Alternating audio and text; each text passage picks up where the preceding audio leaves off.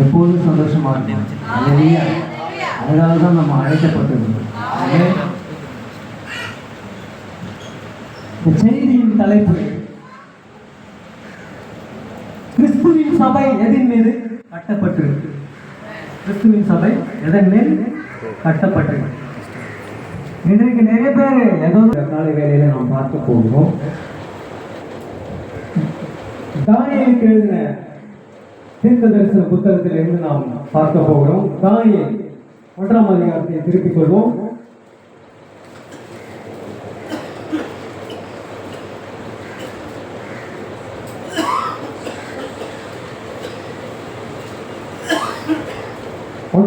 வாசிங்கள். யூதாவின் ராஜாவாகிய யோயாக்கீம் அரசாண்ட 3ஆம் வருஷத்திலே பாபிலோனின் ராஜாவாகிய நேபுகாத்நேச்சார் எருசலேமுக்கு வந்து அதை முற்றுகை போட்டான். அப்பொழுது ஆண்டவர் யூதாவின் ராஜாவாகிய யோயாக்கீமையும் தேவனுடைய ஆலயத்தின் பாத்திரங்களில் சிலவற்றையும் அவன் கையில் ஒப்புக் கொடுத்தார். அவன் அந்த பாத்திரங்களை சீனேயா தேசத்தில் உள்ள தன் தேவனுடைய கோவிலுக்கு கொண்டு போய் அவைகளை தன் தேவனுடைய சாலைக்குள் வைத்தான். அப்பொழுது இஸ்ரவேல் புத்திரருக்குள்ளே ராஜ குலத்தார்களிலும் துறை மக்களிலும் யாதொரு மாசும் இல்லாதவர்களும் அழகானவர்களும் சகல ஞானத்தில் தேர்ந்தவர்களும் அறிவில் சிறந்தவர்களும் கல்வியில் நிபுணரும் ராஜாவின் அரண்மனையிலே சேவிக்க திறமையுள்ளவர்களும் ஆகிய சில வாலிபரை கொண்டு வரவும். இங்கே நேபுகாத்நேச்சார் பாபிலோன் ராஜாவாகிய நேபுகாத்நேச்சார் எருசலேமை முற்றுகையிட்டு கொள்ளையிட்டு எத்தனையோ போரிட்டு முற்றுகையிட்டு கொள்ளையிட்டு சேர்த்து வைத்திருக்கான் பாபிலோனை மெருகூட்டுவதற்காக. ஆனால் இங்கே எருசலேம் மீது முற்றுகையிட்டு யோயாக்கீம் ராஜா அரசாண்ட 4ஆம் வருடத்திலே அவர் என்ன செய்கிறார் என்றால் எருசலேமை முற்றுகையிட்டு யோயாக்கீமை கைது செய்கிறான். அவன் இப்படியே தீர்மானிக்கிறான் என்னென்றால் எருசலேம் ராஜாவாகிய யோயாக்கீமை கைகளிலே விலங்கிட்டு அவனை பாபிலோன் தேசத்துக்கு தன் தேசத்துக்கு கொண்டு போகும்படி தீர்மானித்திருந்த நேரத்தில் ஒரு மரண செய்தியை அவன் கேள்விப்படுகிறான். தன் தகப்பனாகிய நேபுகாத்நேச்சாருடைய தகப்பன் மரண செய்தியை கேள்விப்பட்டதனாலே அவனை அப்படியே விட்டுவிட்டு அவனை சிங்காசனத்தில் அமர்த்திவிட்டு சரி நாம் போவோம் என்று திரும்பி போகும்போது அவனுக்கு ஒரு ஆசை, போறோம் நம்ம ஏன் சும்மா போகணும், ஏதாவது கொண்டு போவோம் அடையாளத்துக்கு என்று சொல்லி தேவனுடைய ஆலயத்திலே புகுந்து என்ன செய்யலாம், பனிமூட்டு கர்த்தருடைய பனிமூட்டு பாத்திரங்களை கொள்ளையிடுறது. எவ்வளவு துணிச்சல் பாருங்க. தேவனுடைய ஆலயத்திலே கர்த்தருடைய காரியங்களை எல்லாம் பொண்ணு வெள்ளி தூபவர்க்கங்கள் எல்லாவற்றையும் பனிமூட்டு பாத்திரங்கள் கர்த்தருடைய பனிமூட்டு பாத்திரங்கள் எல்லாவற்றையும் கொள்ளையிட்டு இது ஒன்று விடாமல் எல்லாவற்றையும் புரண்டிடும் போகிறான். இதை எடுத்துக்கொண்டு போகும்போது பாருங்கள், அவன்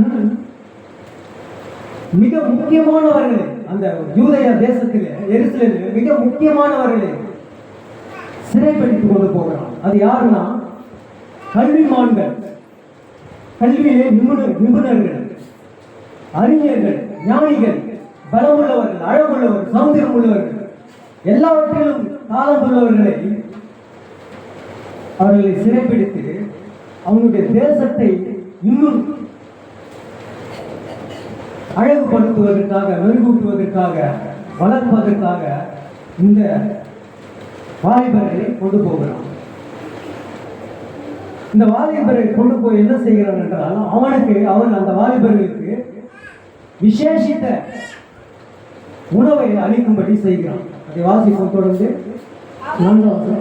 அவர்களுக்கு கல்வியின் எழுத்தையும் பாஷையும் கற்றுக் கொடுக்கவும் ராஜா தன் பிரதானிகளின் தலைவனாகிய அஸ்மோனாவுக்கு கற்பித்தார்.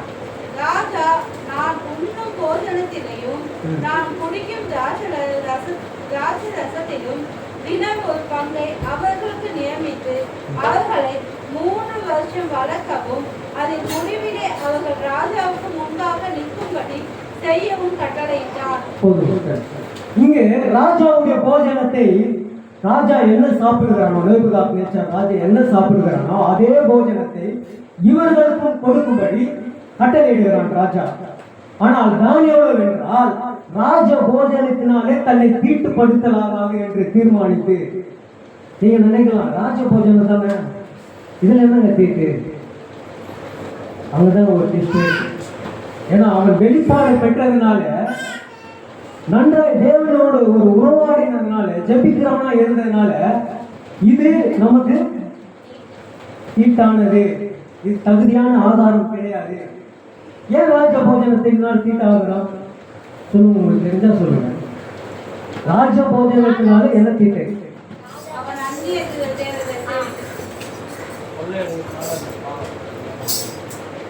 இல்ல, அவன் ஏன் ராஜ போஜனத்தை வெறுக்கிறான் அருவருக்கிறான் என்றால், ராஜா சாப்பிடுவதற்கு முன்பாக அவன் வணங்குற சேவிக்கிற அந்த பாபிலோனிய விக்கிரகங்களை படைத்து விட்டு தான் அது ராஜாவே வரும் சாப்பிடுறது.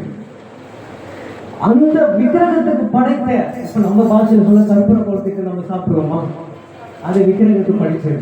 அதே போன்றுதான் அவர்களுடைய தேவர்களுக்கு வழிபட்டுட்டு அதை சாங்கிய சடகாசனம் எல்லாமே செய்துவிட்டு அதை படைத்து விட்டு ராஜாவுக்கு கொண்டு வருவார்கள். ராஜா சாப்பிட்டு மற்ற அரைமனை வாசிகள் எல்லாம் சாப்பிடுவார்கள். இதுதான் அந்த போஜனத்துடைய முறைகள். இதை தானியேல் சரியாய் அறிந்திருந்தனால அதை அருவருத்தான். ராஜ போஜனத்தினாலே தன்னை தீட்டுப்படுத்தக்கூடாது என்று ஒரு வெளிப்பாடோடு அதை வெறுத்து